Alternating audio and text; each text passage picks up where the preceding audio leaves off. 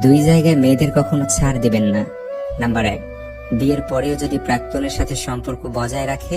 Number 2, নিজের ঘরের কথা অন্য কারো সাথে শেয়ার করলে।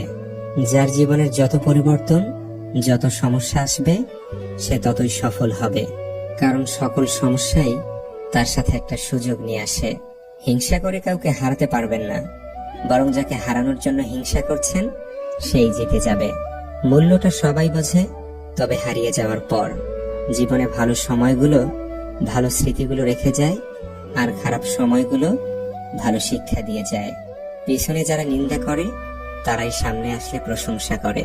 হ্যাঁ, আমি সবই জানি, কিন্তু ভদ্রতার খাতিরে মুখোশ খুলি না। হাতটা ধরার আগে ভাবো কতটা শক্ত করে ধরলে শেষ অবধি ছুটবে না। গরিবকে অবহেলা করবেন না, কারণ ধনী হতে অনেক সময়ের প্রয়োজন হয়, কিন্তু গরিব হতে বেশি সময়ের প্রয়োজন।